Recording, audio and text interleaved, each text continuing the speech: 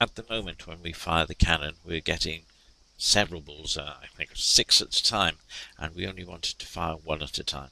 So this means we need to add a reload operation into the script. So here's the script. Let's open it for editing. Here I am in the script. I need to add a few more things here. I'm going to put the reload time as a public variable, then I can change it in the editor. So I'm going to add a float, and we're going to call it reload time. I'm going to give it an initial value, so I'm going to use 1 second. I'm going to need some private variables as well. And one is a boolean, which is going to be ready. So if the cannon is ready to fire, we'll set this as being true. If it's not ready to fire, then we'll set it as false. We also need a float, and this is going to be called time to ready. In other words, this is the time we've got left before the cannon's ready to fire again.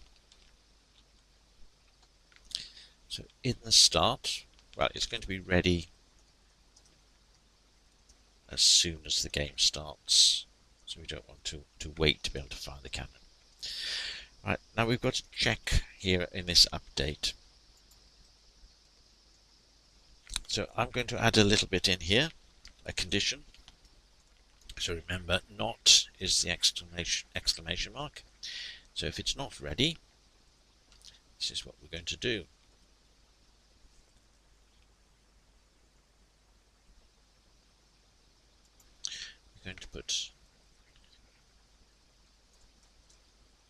We're going to reduce the time till it's ready.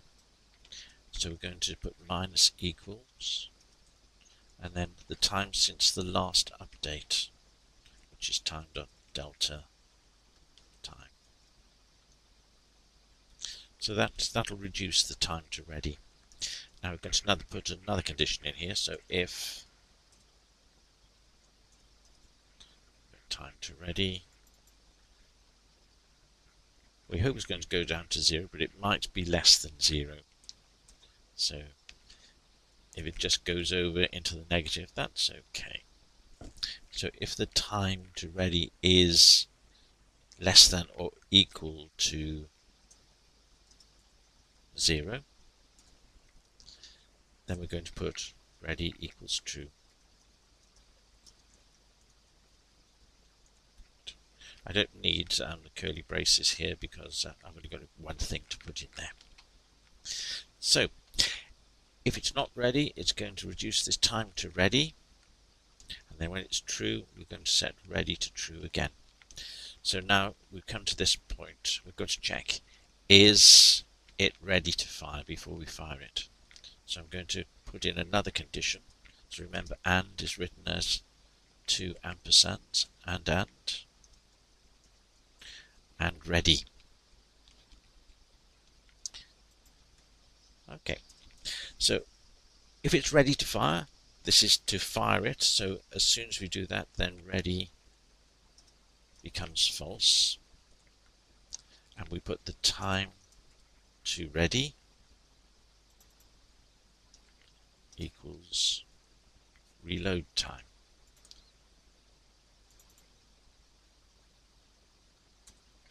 So that sets it back by default to a second, and then the next time we go through the update, if it's not ready to fire, then we're going to reduce the time to ready until it is ready to fire. That's all we have to do. So let's check the code.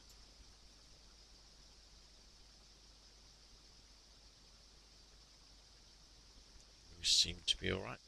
No errors. Good. So now if we go back to the game and try playing it again, let's import in the scripts.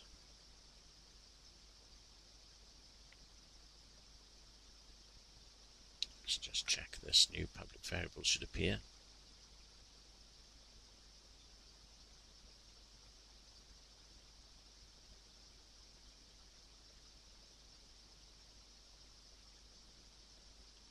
appeared yet. There we go. So we've got the reload time is 1 second.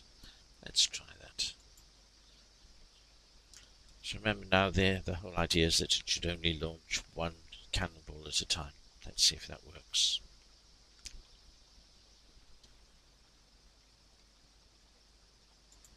Okay, one ball at a time.